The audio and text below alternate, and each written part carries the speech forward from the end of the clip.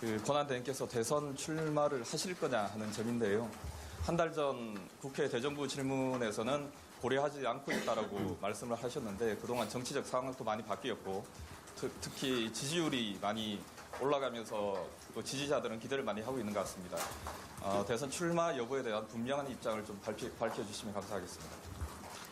제가 여러 번 말씀을 드렸습니다마는 지지율에 관한 보도는 저와는 직접 관계가 없는 것입니다. 저는 권한 대행으로서 국내외 어려움을 극복하고 또 국정을 안정화시키기 위한 모든 방안을 강구하면서 거기에 혼신의 노력을 다하고 있습니다. 지금은 오직 그 생각뿐입니다. 네, 다음 질문. 네, 피 기자님.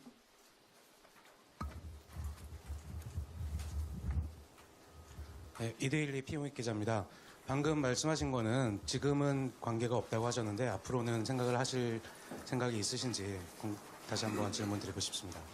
지금은 그런 여러 생각을 할 상황이 아니고 어려운 국정을 그것도 조기에 정상화하고 정상화할 뿐만 아니라 우리 미래를 대비하기 위한 준비를 하는 일에 전력하는 것이 마땅한 책무라고 생각합니다.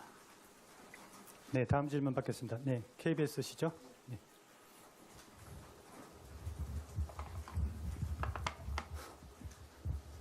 예, KBS 김용준 기자입니다. 이 밖에 주한미군 사드 배치 문제, 일본군 위안부 피해자 문제, 이렇게 관리해 나가겠다라고 짧게 말씀하셨는데 지금 중국에서 사드 보복도 현실적으로 다가와 있는 상황이고 이것을 우리가 좀 지혜롭게 넘어가기 위한 외교적인 어떤 해법이 묘수가 굉장히 필요한 상황입니다. 또 일본도 마찬가지로 주한 일본 대사께서 지금 장기화 공백이 점점 길어지고 있는데요. 이 중국과 일본에 관련된 어떤 외교적인 문제, 해법 묘수를 좀 더 구체적으로 어떻게 풀어나가실 건지 좀 말씀 좀 부탁드리겠습니다. 먼저 이 문제에 관해서는 사드 배치의 불가피성에 대해서 말씀을 드리지 않을 수가 없습니다. 북한의 핵과 미사일 위협은 잠재하는 잠재적 위협이 아닙니다. 명백하고 실존하는 위협입니다. 북한은 지난 한 해만 해도 2번의 핵실험을 했습니다. 24발의 탄도미사일을 발사했습니다. 한 달에 2발씩 손택이 되는 것입니다.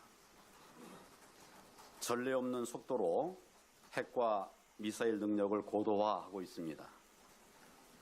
김정은 정권 18년간에 있었던 도발보다도 이 작년 한 해 동안이 훨씬 더 증대한 것입니다. 김정은 스스로 핵 선제 타격을 언급하기도 했습니다.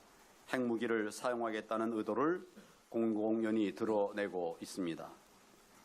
이런 일들이 우리 눈앞에서 지금 벌어지고 있습니다. 정부는 국가의 안위와 국민의 생명을 지키기 위해서는 지금 우리가 할 수 있는 모든 것을 다 해야 한다고 생각합니다. 이러한 상황에서 사드는 더 이상 미룰 수 없는